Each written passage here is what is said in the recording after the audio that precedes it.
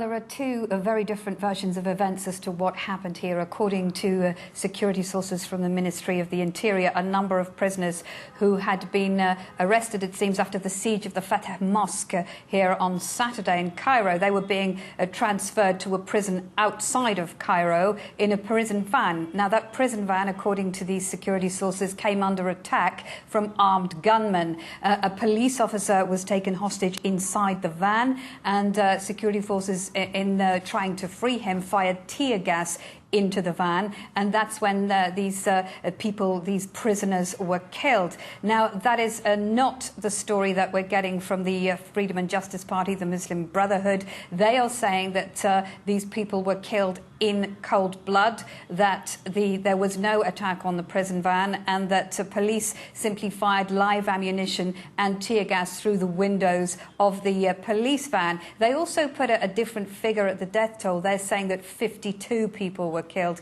Again, there has been no confirmation of that from either side. However, what this shows you is the differing narratives, these differing versions of events that we keep hearing, one side from the authorities, one side from the Muslim Brotherhood. And really, this has been like this throughout this political impasse and this conflict.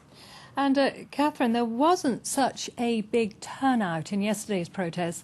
Was this due to security fears? Well, yesterday there were a number of marches planned here in Cairo that were due to converge on two main rallying points. One of those rallying points was a place called Roxy Square, that's in Heliopolis, very close to the presidential palace.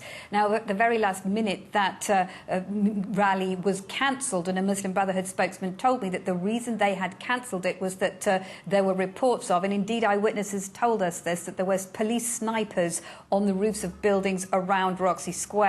So to avoid more bloodshed, the Muslim Brotherhood cancelled that rally. However, they had intended to go ahead with another rally outside the Supreme Constitutional Court along the Corniche, the banks of the Nile, and marches did indeed set off to get there. However, the police had cordoned off that area, army and police, a huge presence outside the Constitutional Court, so that prevented the protesters from getting too close to the court. They did, however, stage a rally before leaving shortly after the curfew. Of course, we have a curfew in place here from 7 o'clock in the evening. However, some rallies did break the curfew, notably in Alexandria and in a Cairo suburb of Helwan. They carried on protesting, the Morsi supporters, past the curfew time, although the security forces, it seems, did not intervene to make them go home. Now, Muslim Brotherhood spokesman has told me that more rallies are planned for today. He was not able to give details at this point as to where